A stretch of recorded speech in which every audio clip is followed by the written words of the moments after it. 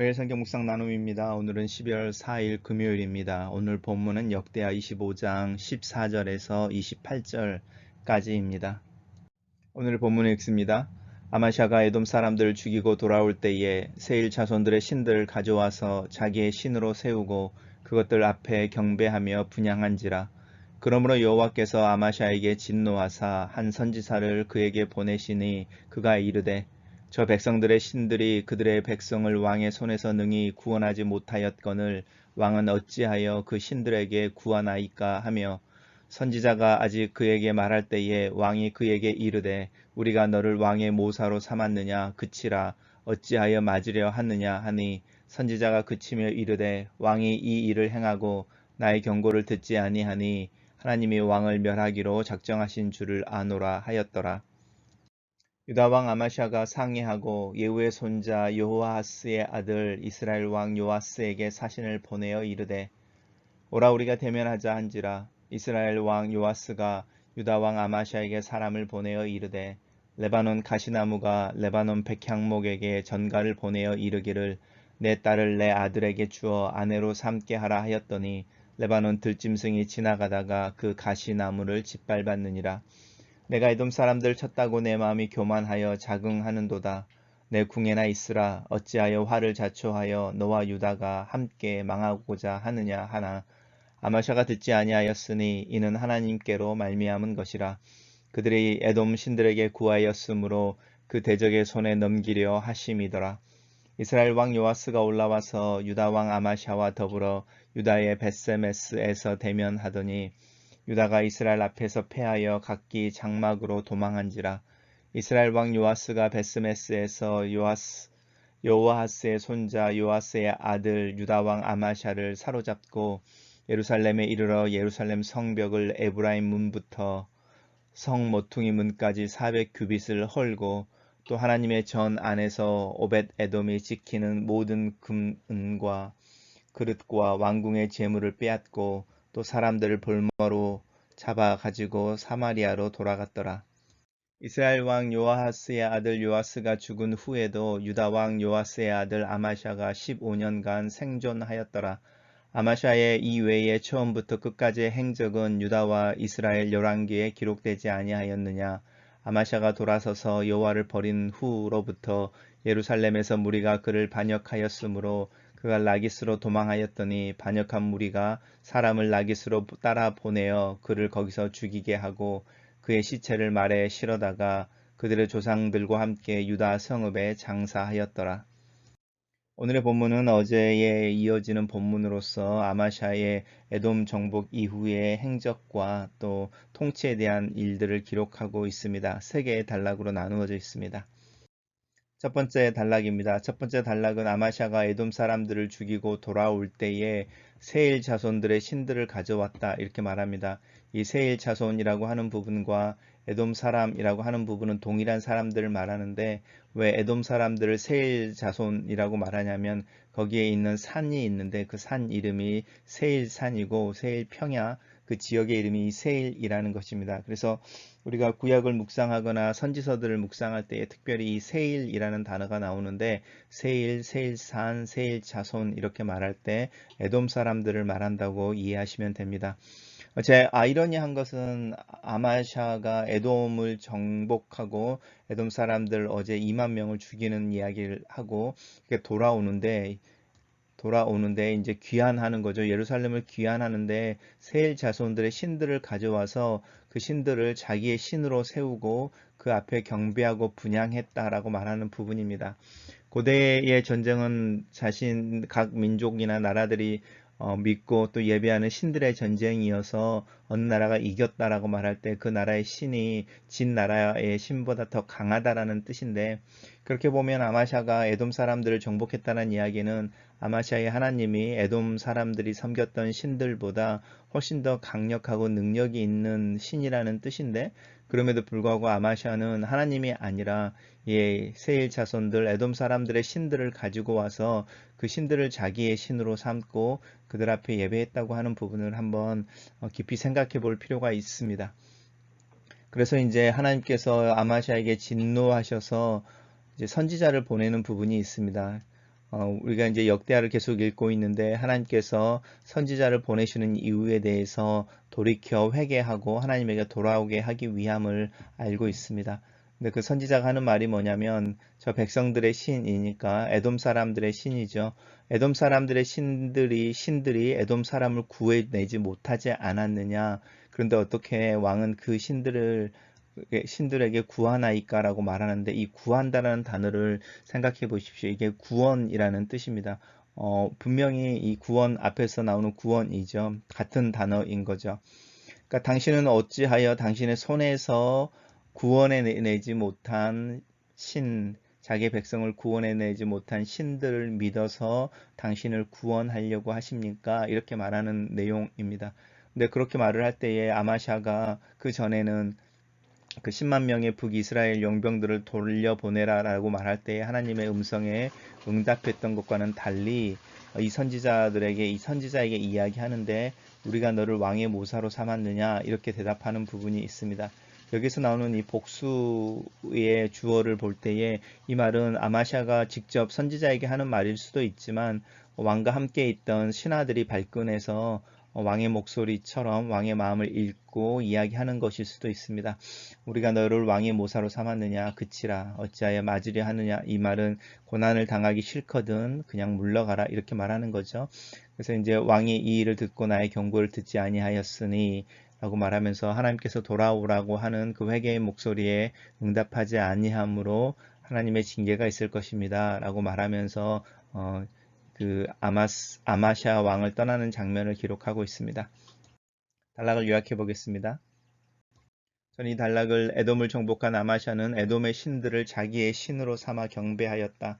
하나님께서 진노하셔서 선지자를 통해 돌이킬 것을 요청했으나 아마샤는 하나님의 목소리를 듣지 않는다. 이렇게 요약했습니다. 두 번째 문단은 유다왕 아마샤가 상의하고 라는 말로 시작을 하고 있는데 누구랑 상의를 한 걸까요? 아마도 이렇게 우리가 첫 번째 단락에서 봤던 하나님의 사람을 향하여 우리가 너를 왕의 모사로 삼았느냐 이렇게 말하는 우리라는 사람들이 있었는데 아마 그 사람들일 겁니다.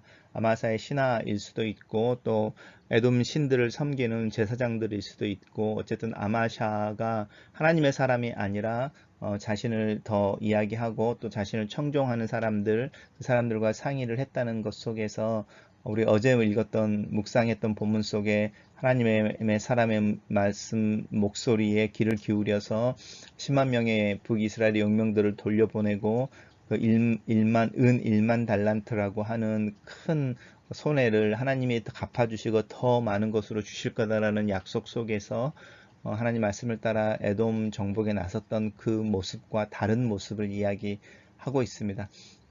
아마샤가 이야기를 했던 것은 이제 북이스라엘 왕에게 사신을 보내서 이야기를 하는 거죠. 오라 우리가 대면하자 이렇게 말하는데 우리가 만나자는 뜻이 아니고 선전포고를 하는 겁니다. 우리가 한번 같이 이렇게 싸우자 이런 뜻인 거죠. 근데 아마 이 사신을 보내서 우리가 싸우자라고 이제 선전포고를 할 때에 평화를 유지하는 방법에 대해서도 역시 이야기를 했던 것 같습니다. 왜냐하면 북이스라엘 왕 요아스가 아마샤의 편지를 거절하는 예화로 이야기를 하는 거죠. 내 딸을 내 아들에게 주어 아내를 삼게 하였더니라고 말하면서 결혼에 대한 이야기를 이렇게 하고 있는 걸 보면 어쩌면 아마샤가 사신을 통해서 요아스에게 이야기하는 내용이 뭐냐면 10만 그 용병들이 북이스라엘로 돌아가면서 남유다를 약탈했던 것에 대한 이야기를 하면서 이제 보복을 할 건데 그 보복을 피하거나 둘 사이의 평화를 유지하기 위해서는 내 딸과 내 아들이 정략 결혼하게 하자라는 제안을 했을 것 같습니다. 근데 이제 이 요아스는 분명하게 그것에 대해서 부정하는 거죠. 이렇게 거절하는 거죠. 거절하는 이유가 뭐냐면 에돔 사람들 쳤다고 그래서 네가 교만해서 그렇구나 라고 말하면서 너랑 우리가 싸우게 됐을 때 누가 이길지 뻔하지 않느냐 이렇게 말하고 있는 부분인데 아마 전략적으로 분명하게 남유다와 북이스라엘 사이에 격차 있었던 것으로 보입니다. 왜냐하면 아마시아가 그것을 듣지 않았는데 그 이유가 뭐냐면 하나님께서 그렇게 정하셨기 때문에 이제 심판에 대한 이야기를 하고 계시는 거죠. 여호와로 말미암은 것이다라고 말하는 것입니다. 그래서 하나님께서 이제 어떤 심판에 대한 이야기를 할 때 현명한 또 합리적인 사고를 멈추게 하는 어떤 장면들이 종종 나오죠. 대표적인 게 바로죠. 홍해 앞에 이제 그 출애굽한 이스라엘 백성들을 추격하기 위해서 가는 부분이라든지 또 10개 재앙 가운데 하나님께서 그 바로의 마음을 완악하게 하셨다라고 하는 부분들이 같은 부분일 수 있습니다. 아마시아가 합리적이고 또 전략적인 사고나 또 믿음으로 뭔가를 볼 수 있는 눈이 없었다. 그리고 이 교만과 자긍함 때문에 스스로 패망의 길에 들어서는 모습에 대해서 이야기를 하고 있습니다. 그래서 이제 요아스가 그렇게 아마샤의 제안을 또 선전포고를 이렇게 약간 비아냥거리면서 거절한 후에 먼저 이제 침공을 하게 되는 거죠. 그러니까 무슨 말이냐면 전쟁은 정작 선전포고는 아마샤가 먼저 했지만 정말로 전쟁을 일으킨 군대를 이끌고 전쟁을 일으킨 사람은 요아스인 거죠. 요아스가 이제 유다 베세메스라는 곳까지 와서 이제 예루살렘으로 가는 중요한 유다의 중요한 요충지를 확보하고 거기서 전쟁을 일으켰는데 유다가 이스라엘의 패한 부분에 대해서 이야기합니다. 이스라엘 앞에서 패하여 각기 자기 장막으로 도망쳤다라고 말하는데 이제 집인 거죠. 자기 집으로 도망쳤다라고 말합니다. 근데 재밌는 것은 우리가 이제 계속 묵상해 오는 중에 역대하 거의 시작부에서 이제 솔로몬이 예루살렘 성전을 짓고 성전의 완공을 경축하기 위해서 나팔을 불고 나팔절을 지키고 이랬을 때에 이스라엘 백성들이 자기 장막으로 돌아가는데 기쁨으로 돌아갔다라고 이야기하는 부분이 있었죠. 그 부분과 이 표현을 한번 생각해 보십시오. 하나님의 전을 짓고 하나님 앞에서 예배하고 하나님의 전을 향하여 기도하는 것과 그렇게 기도했을 때 하나님의 응답에 대한 이야기를 하고 또 하나님의 역사를 기억하는 절기를 지켰을 때 기쁨으로 자기 장막에 돌아가는 것과 하나님이 아닌 에돔의 신들을 섬기고 또 하나님이 돌이키라는 말에 듣지 않고 오히려 전쟁을 일으킬 때 그들이 전쟁에서 패하여 자기들의 장막으로 두려움 가운데 도망쳐 가는 것과는 전혀 다른 모습인데 그런 표현도 한번 살펴보면 좋을 것 같습니다. 어쨌든 전쟁에서 요아스 북이스라엘이 승리하게 되고 아마시아는 포로가 되어서 이제 북이스라엘로 끌려가게 되는 부분이 있습니다. 근데 사로잡혔고 예루살렘에 이르러서는 예루살렘 성벽을 에브라임 문에서부터 성 모퉁이 문까지라고 말하는데 이 에브라임 문이라고 하는 것은 이제 예루살렘 성벽에서 북쪽으로 가는 어떤 북문에 대한 이야기를 하는 것이고요. 또 북서쪽에 있는 이 성 모퉁이 문이라고 하는 것이 있었는데 그것은 다메섹이라고 말하는 이것 또한 이제 북쪽인데 약간 요단강 이렇게 서편 쪽으로 가는 그러니까 V자 형태로 나뉘는 어떤 길인데 그 두 문 사이를 허물었다는 뜻입니다.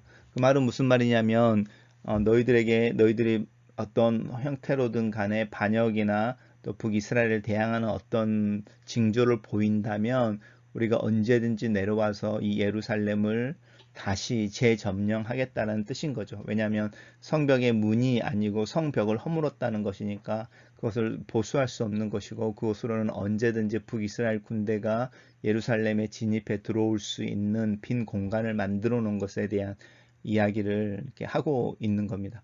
그리고 또 이제 하나님의 전에서 금 은국 그릇과 왕궁의 재물들을 가지고 가고 많은 사람들을 볼모로 사로잡아서 이제 사마리아가 북이스라엘 수도니까 돌아갔다 이렇게 말합니다. 이제 이 본문 속에서 이 아마샤는 사로잡혔지만 예루살렘에 여전히 남유다의 왕으로 남겨진 것 같습니다. 단락을 요약해 보겠습니다. 이 단락을 아마샤는 북이스라엘 용병들의 약탈을 보복하기 위해 북이스라엘의 전쟁을 선포한다. 하지만 북이스라엘 왕 요아스의 기선제압을 당하고 자신은 포로가 되고 예루살렘은 함락된다. 이렇게 요약해 봤습니다. 세 번째 단락입니다. 마지막 단락으로 이제 그 나머지 부분에 대한 이야기를 하고 있는데 요아스가 이게 북이스라엘 왕 요아스이죠. 요아스가 죽은 후에도 이 아마샤는 15년을 더 생존했었는데 그 생존한 기간이 더 좋지 않은 것에 대해서 이야기를 하죠.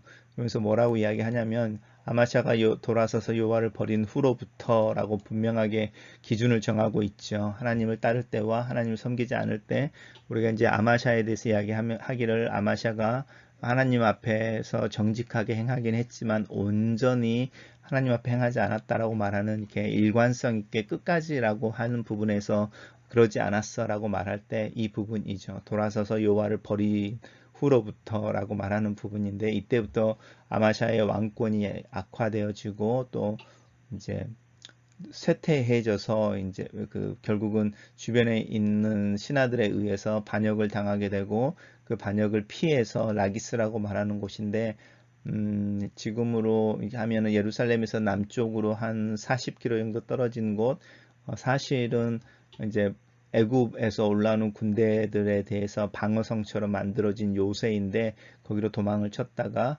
거기까지 쫓아온 사람들에 의해서 죽고 이제 그들의 조상과 함께 유다 성읍에 장사되었다, 이렇게 이야기하고 있습니다. 단락을 요약해 보겠습니다. 유다로 돌아온 아마샤의 왕권은 약화되고 무리의 반역을 피해 라기스로 도망갔다가 거기서 죽임을 당한다, 이렇게 요약해 봤습니다. 첫 번째 묵상 포인트입니다. 고대의 전쟁은 각 민족이나 나라가 예비하는 신들 간의 전쟁이었다. 분명 에돔 정복은 유다의 왕의 능력이 아니라 유다의 하나님의 능력이 드러난 승리였다. 그런데 아마샤는 자신이 정복한 민족의 신들의 우상을 가지고 예루살렘으로 돌아와 그 신상을 자신의 신으로 삼아 예배한다. 자기 백성인 에돔을 지키지 못하는 신들을 통해 아마샤가 얻고자 했던 것은 무엇일까? 그는 분명 하나님의 능력을 의지함으로 북이스라엘의 10만 용병을 되돌려 보내고 용기를 내어 에돔을 정복했었다. 내 마음도 언제든지 아마샤의 마음처럼 하루아침에 현혹되고 욕심에 미혹되어 하나님을 버릴 수 있다는 것을 기억한다. 내가 다루기 쉬운 신, 내가 싸워 이긴 신, 그래서 내 말을 듣고 나를 위해서 나를 섬겨줄 신을 찾고 있지는 않은지, 내 신앙의 어두운 숨겨진 면을 돌아본다. 내 마음에 하나님께 실망하거나 또 하나님께 서운한 감정을 숨기고 있지는 않은지, 나를 위해 존재하는 하나님이 아니라 내가 하나님을 위해 존재해야 한다는 사실이 항상 도전이고 힘든 자기 부인의 싸움인 것이 믿음의 현실이다. 하나님을 더 잘 알아야만 내가 하나님을 위해 존재한다는 사실을 인정하고 온전히 고백해낼 수 있다. 내가 하나님을 위해 존재하는 것이 내게 최고의 복인 이유에 대해서 생각해 본다. 마음이 변해버리면 상대를 향하여 문을 닫게 된다. 더 이상 아마샤에게 하나님의 목소리는 들리지 않는다. 그가 듣지 않기로 했기 때문이다. 운운하고 상의하는 것이 하나님이 아닌 다른 이나 다른 신들이 될 때 하나님은 그의 삶 속에서 더 이상 역사하지 않으신다. 하나님을 버린 자는 스스로 하나님을 떠나 멀리 서는 것이며, 하나님을 의지하지 않는 것은 다른 것을 의지한다는 뜻이 된다. 그렇게 시간이 흐르고 나면 그 다른 것들이 자신이 신뢰할 만한 것이 아니며 어느 것도 내가 어떻게 할 수 있는 것이 아니라는 것을 패배 속에서 또 실패 속에서 깨닫게 된다. 에돔 정복은 분명히 아마샤가 하나님 말씀에 순종하고 믿음으로 반응한 결과였다. 자신의 힘이나 능력 때문이 아니었다. 자아도취나 교만의 옷을 입게 될 때에 상황 판단의 능력이 상실된다. 아마샤는 북이스라엘에게 전쟁을 선포한다. 북이스라엘의 군사력을 고려하거나 전략적인 논의에 대한 이야기가 없다. 교만은 현명한 자들을 우매하게 한다. 믿음은 현실을 바로 보게 하며 그 현실을 넘어 계시는 하나님을 의지해 그 현실을 넘어서는 용기를 가져다 준다.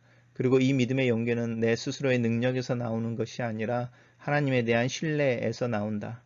이 하나님을 신뢰하기 위해 믿음은 때때로 시간이 필요하며 우유부단하게 보이는 분별의 시간을 요구한다. 하지만 확신이 서면 어떤 대가도 지불할 수 있는 저돌적이고 단순한 행동이 믿음이다. 하나님께서 아마샤를 돕지 않기로 하신 것 때문에 아마샤는 패배를 당한다. 하나님을 예배하지 않는 예루살렘 성전은 더 이상 의미가 없다. 성전의 기구들과 제사의 도구들이 약탈을 당한다. 하나님을 버린 이들은 더 이상 하나님의 백성이 아니고 예루살렘 성벽은 그렇게 무너져 버린다. 언제든지 적들이 돌아와 정복하고 군림할 수 있는 허물어진 공간이 생긴 것이다. 내 삶 속에 이 믿음에 허물어져 버린 공간은 없는지, 나도 모르게 하나님보다 더 의지하는 것이 있어서 생긴 빈틈은 없는지, 그래서 그 빈틈 때문에 하나님의 역사가, 은혜가 세워져 가고 하나님이 더 이상 일하지 않는 그 빈 공간은 없는지 내 모습을 돌아본다. 작은 일에 하나님을 의지하고 신뢰하는 훈련이 필요하다. 작은 일에 내 마음을 하나님을 향하여 드리고 하나님을 의지하여 그 일을 행할 때에 하나님께 더 큰 것을 의뢰하고 또 신뢰할 수 있다. 내 믿음의 근육은 오늘도 사용되고 훈련되고 있는지. 마지막 묵상 포인트입니다. 에돔의 신들을 자신의 신들로 삼아 스스로를 구원하려고 했던 아마시아의 교만은 오히려 그의 왕권을 악화시키는 결과를 가져온다. 하나님 앞에서 정직하게 행하고 기록된 모세의 율법을 따를 때에 아마시아는 통치하는 힘을 얻었었다. 단순히 하나님께 순종하면 복을 받는다는 논리가 아니다. 자기가 어디에 서야 하는지 그 포지셔닝을 믿음으로 할 때에 내 주변에 있는 일들이 그 믿음의 중심 때문에 질서와 균형을 잡게 된다. 내가 겸손할 때에 하나님께서 나를 높이시고 내가 약함을 고백할 때에 하나님의 능력이 임하며 내가 하나님을 의지할 때에 하나님이 일하시는 것이 믿음의 진리이다. 글로 쓰는 기도입니다. 살아계신 하나님, 내 평생에 하나님을 의지하고 신뢰하는 믿음의 삶을 살 수 있도록 도와주시옵소서. 내가 진흙이며 호흡이 멈추면 흙으로 돌아가는 연약한 존재임을 기억하시옵소서. 은혜로 나를 살리셔서 하루하루 믿음으로 살도록 도와주시옵소서. 내가 내 연약함을 숨기지 않고 하나님을 하나님으로 인정하는 고백을 내 입으로 하며 내 몸으로 살아낼 수 있도록 도와주시옵소서. 하나님을 더 알아가게 하시고 하나님을 더 알아가며 알아갈수록 내가 더 내 자신을 향하여 겸손하며 더 약해지며 더 정직하게 더 하나님을 의지하는 믿음의 삶을 살게 하시옵소서. 내 삶에 하나님으로 인한 만족과 흡족해 하는 기쁨이 넘치게 축복하여 주시옵소서. 내 상황과 상관없이 하나님 앞에서 정직하며 하나님만 사랑하게 하소서. 온전하게 하나님 앞에서 사는 자가 되기를 원합니다.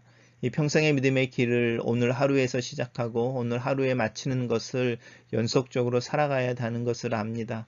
오늘 하루 여기에서 믿음을 고백하고 믿음으로 선택하며 믿음으로 살아가기를 원합니다. 아멘.